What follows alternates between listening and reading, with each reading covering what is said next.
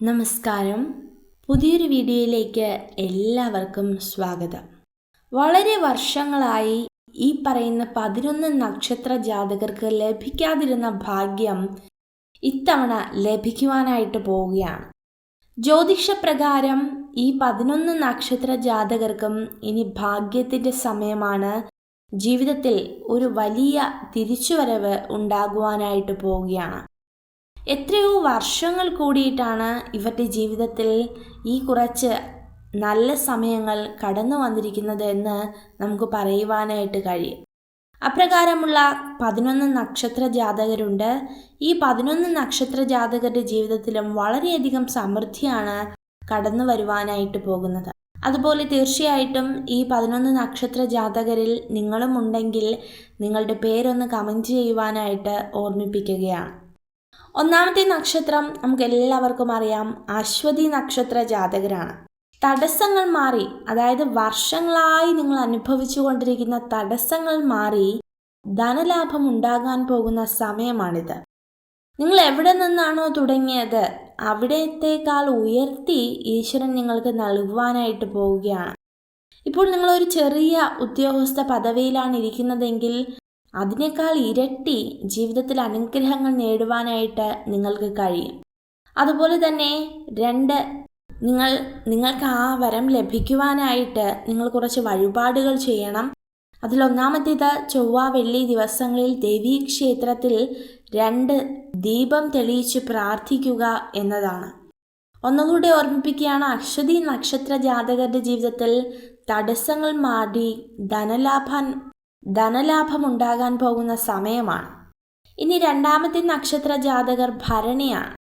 തീർച്ചയായിട്ടും ഒരു ഉയർന്ന പദവി ലഭിക്കുവാനുള്ള സാധ്യതകൾ കാണുന്നുണ്ട്. അതായത് നേതാവൊക്കെ ആകുവാനുള്ള ഒരു പദവി.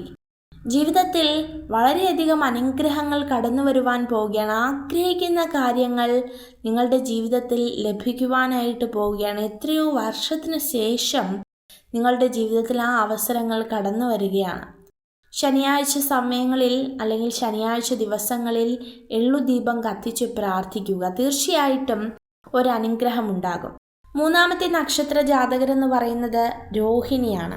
ഒന്ന് അടിവരയിട്ട് പറയട്ടെ, പുതിയൊരു വീട്, പുതിയൊരു വാഹനം, അങ്ങനെ തുടങ്ങിയ സുഖസൗകര്യങ്ങൾ നേടുവാനും ആഡംബര ജീവിതം നയിക്കുവാനും ഒക്കെയുള്ള സാധ്യതകൾ കാണുന്നുണ്ട്. വെള്ളിയാഴ്ച ദിവസങ്ങളിൽ ദേവീക്ഷേത്ര ദർശനം നടത്തുന്നത് വളരെ ഉത്തമമാണ്. അതുപോലെ തന്നെ നാലാമത്തെ നക്ഷത്ര ജാതകരെന്ന് പറയുന്നത് മകയിരമാണ്. വളരെയധികം അനുഗ്രഹമുള്ള വലിയ ഉയർച്ച ഉണ്ടാകുവാനുള്ള സാധ്യതകൾ കാണുന്നുണ്ട്. പണയം വെച്ച വസ്തുക്കൾ തിരികെ എടുക്കുവാനും സ്വർണ്ണാഭരണങ്ങൾ വാങ്ങുവാനും ഒക്കെയുള്ള ഒരു നല്ലൊരു സമയമായിട്ടാണ് കാണുവാനായിട്ട് കഴിയുന്നത്. അതുപോലെ തന്നെ സൂര്യ നമസ്കാരം ചെയ്യുന്നത് നിങ്ങളുടെ ജീവിതത്തിൽ ഏറ്റവും നല്ലതായിട്ടും കാണുവാനായിട്ട് സാധിക്കുന്നു. ഇനി പുണർദം നക്ഷത്രമാണ്. പുണർദം നക്ഷത്ര ജാതകരെ കുറിച്ച് പറയുകയാണെങ്കിൽ എപ്പോഴും ദുഃഖങ്ങളും പ്രയാസങ്ങളും പ്രതിസന്ധികളും ഒക്കെയുള്ള ഒരു നക്ഷത്ര ജാതകരായിട്ടാണ് ഇവരെ കാണുവാനായിട്ട് സാധിക്കുന്നത്. ഒരു സന്തോഷവുമില്ല, ഒരു സമാധാനവുമില്ല, ജീവിതത്തിൽ എപ്പോഴും തടസ്സങ്ങളാണ്. എന്നാൽ ഇനി വരുന്ന ദിവസങ്ങളിൽ ഇവരുടെ ദുഃഖം മാറും, സന്തോഷം വന്നു ചേരും. അതുപോലെ തന്നെ സമൃദ്ധിയുടെ കാലമാണ് ഇനി ഇവരുടെ ജീവിതത്തിൽ. തിങ്കളാഴ്ച ദിവസങ്ങളിൽ ശിവപൂജ ചെയ്യുവാനായിട്ട് അഭ്യർത്ഥിക്കുകയാണ്. അടുത്ത നക്ഷത്രം പൂയമാണ്. പ്രധാനമായും സാമ്പത്തിക നേട്ടവും മറ്റുള്ളവരുടെ അംഗീകാരവും ഒക്കെ ലഭിക്കുവാനുള്ള സാധ്യതകൾ കാണുന്നുണ്ട്. രാജയോഗ സമയമാണിത്. വ്യാഴാഴ്ച ദിവസങ്ങളിൽ ശ്രീകൃഷ്ണസ്വാമി ക്ഷേത്രത്തിൽ പ്രാർത്ഥിക്കുക. അടുത്ത നക്ഷത്രം ചിത്തിരയാണ്. ആഗ്രഹിച്ചത് നേടിയെടുക്കുവാനും വലിയൊരു സമ്പാദ്യശീലം ഉണ്ടാക്കുവാനും നിങ്ങൾക്ക് കഴിയും. ഇതുവരെ നിങ്ങളുടെ ജീവിതത്തിൽ ഉണ്ടായിരുന്ന എല്ലാ പ്രയാസങ്ങളും മാറി ജീവിതത്തിൽ അടിത്തറ ഉണ്ടാകുവാനുള്ള സാധ്യതകൾ ഏറെയാണ്. അടുത്ത നക്ഷത്രം വിശാഖമാണ്. പ്രധാനമായിട്ട് നിങ്ങൾ എന്താണോ ബിസിനസ്സാണോ ചെയ്യുന്നത്, അങ്ങനെ എന്താണോ ചെയ്യുന്നത് അതിൽ നിന്നൊക്കെ വൻ ലാഭം നിങ്ങളുടെ ജീവിതത്തിൽ കടന്നു വരുവാനായിട്ട് പോവുകയാണ്. അതുപോലെ ചൊവ്വാഴ്ചകളിൽ ഹനുമാൻ സ്വാമി പൂജ നടത്തുന്നതും ഏറ്റവും നല്ലതാണ്. അടുത്തത് അനിഴം നക്ഷത്രമാണ്. അനിഴം നക്ഷത്ര ജാതകരെ കുറിച്ച് പറയുകയാണെങ്കിൽ നിങ്ങളുടെ ജീവിതത്തിൽ നിങ്ങൾ അനുഭവിച്ചു വരുന്ന എല്ലാ പ്രയാസങ്ങളും മാറുവാനായിട്ട് പോവുകയാണ്. പ്രധാനമായിട്ടും സാമ്പത്തിക ലാഭമാണ് കടന്നു വരുന്നത്. അതുപോലെ നിങ്ങളിൽ ഒളിഞ്ഞിരിക്കുന്ന കഴിവുകൾ പുറത്തു കൊണ്ടുവരുവാനായിട്ട് കഴിയും.